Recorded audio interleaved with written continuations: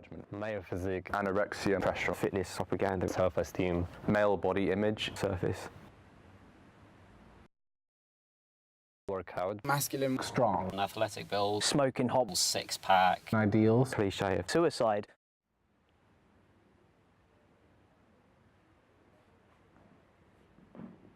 Well, you do find in the media, even amongst men, there is a certain stereotype which men are, well, I don't want to say encouraged, they're almost forced to acknowledge that that is what they have to aspire to.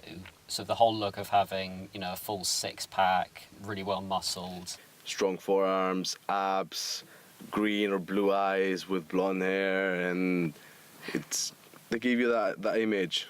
males should look rough but well kept, which is an oxymoron. it's often they expect some hunky guy.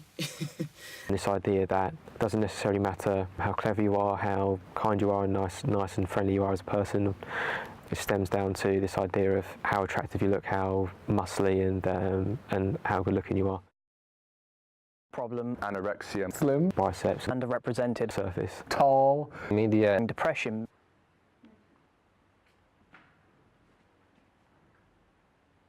For the guy, I think that there is this kind of emphasis of surface thing. There always has been, really. You know, we have this kind of cliche of the stiff upper lip character. If we go back as far as the Greeks, there are certain ideals. I think there have always been certain ideals for anyone's looks, but big difference, for example, in medieval Europe versus medieval Japan. Like there was big differences in male body image there. I think it's completely underrepresented, unless if you're a person who actively seeks out a fitness magazine where you see images of a smoking hot blonde muscular guy.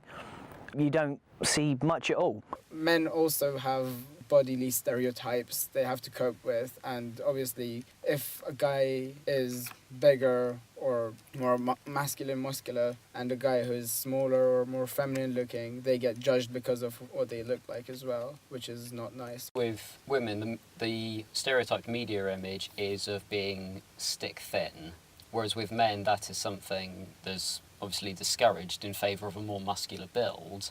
But the effect is still the same. It is still all about both men and women being forced to push their bodies to extremes to get what the media wants, which is kind of sickening.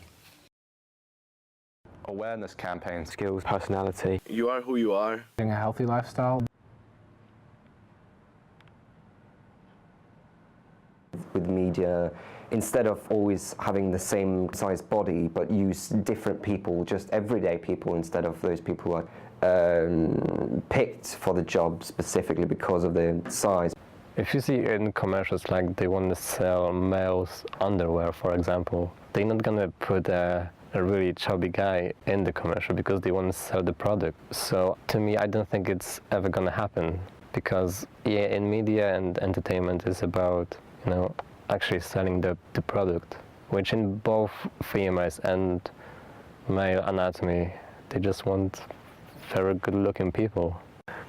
I think that just having a greater perspective on what it actually means to be healthy, really, more than anything. Not just looking muscly, not just looking this kind of huge, like aggressively built character, but moving away from this idea that every guy needs to have a six-pack, needs to have pecs, needs to have biceps. I think maybe by encouraging a healthy lifestyle versus like a certain ideal, similar to what they're doing in some like female adverts where they're saying like, look, okay, there's different body types, but it's mainly about being healthy. awareness campaigns, I guess. I mean, I looked recently that anorexia among males is starting to become more common, so focus on things like that. Try and get the message across that, you know, there shouldn't be this much pressure on the way you look. Address it head on. Just realise that there is a problem of male body image. That, for instance, men committing suicide, men suffering depression, men in violent, abusive relationships by a female spouse or girlfriend or something. These things do exist, and it's our job to actually address them. Obviously not all guys are the same, and not all guys are Superman.